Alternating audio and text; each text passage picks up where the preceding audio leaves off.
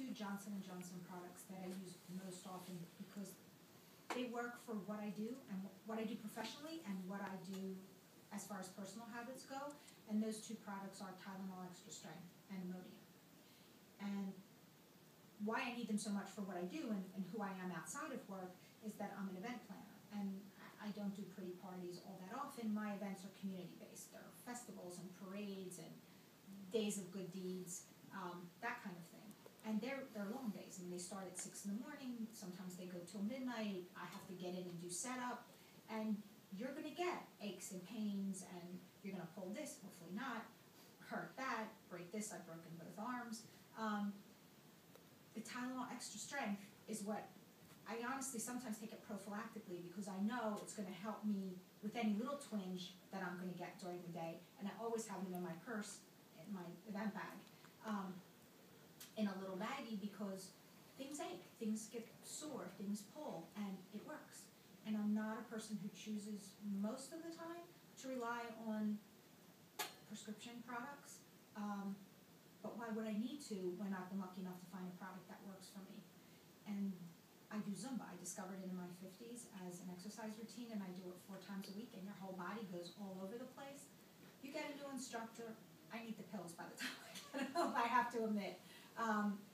So they work for me, and I'm also a big-time traveler. I was in Thailand for vacation.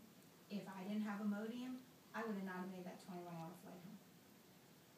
It works, and it's nice to know that you can have things that you can rely on, and like I said, things that aren't prescription.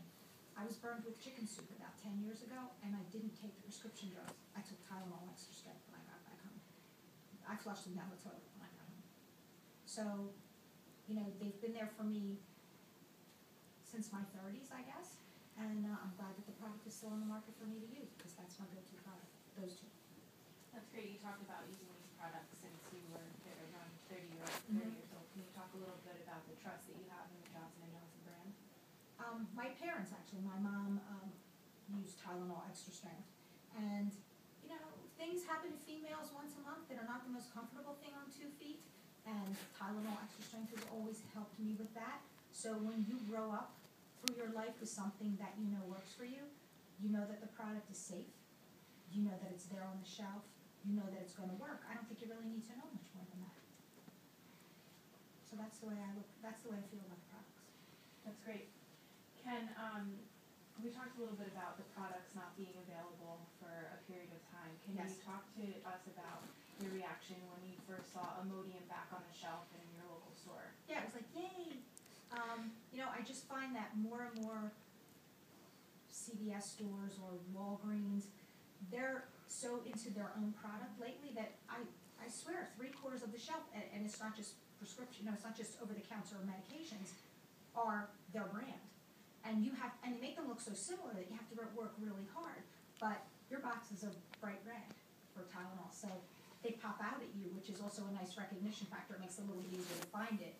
And it was thrilling to see Imodium and Tyl IMO Extra Strength back on the shelf. So I'm very happy about that. That was great. I really liked your last part where you said it was thrilling. So could you start with that in talking about your reaction to seeing the products back on the shelf? It was thrilling is the word, I have to say, because I'm a person who, I'm not a big lover of change either, so I like things that I can trust and I can rely on. So to see the sea of white and have to look and see a little CVS or a little Walgreens and then all of a sudden see the red Tylenol, it's like, yes. So I actually ended up buying more than one because I just wanted to be sure that I have it too. You know, I'm event busy right now and have been fortunately for the last year with different kinds of things, more ongoing than usual for me, so I need to make sure that I have the products I need to help me get through my day, basically. So would you say that you have a regular stock of these products in your cabinet? Absolutely. In my cabinet, in my luggage, and I have a second home and in that home. Great. Can you repeat your answer just in a complete sentence that you have Imodium and Tylenol? It's my habit to keep Imodium and Extra Strength Tylenol both in my house here in Pennsylvania, in my travel bag, actually even in my event bag. And I have another home in Arizona, and we also keep that stocked. I mean, the medicine cabinets, we don't get to the point where there are just a few left, because I don't want to be in that position. Great. If you had the opportunity to spend 30 seconds with a member of the J&J sales force who was instrumental in getting these products back on the shelf in your local supermarket, what would you say to them? If I were in a meeting with someone from Johnson & Johnson who was responsible for getting these products back on the shelf, first I would say thank you, thank you, thank you, and thank him for his, not only getting the products back, but his persistence and seeing to it that the store buyers, whoever they are, recognize the product for what it is and remind them that this has been there for people. It needs to be there for people, and thank them for putting it back in its rightful place. That's what I would say.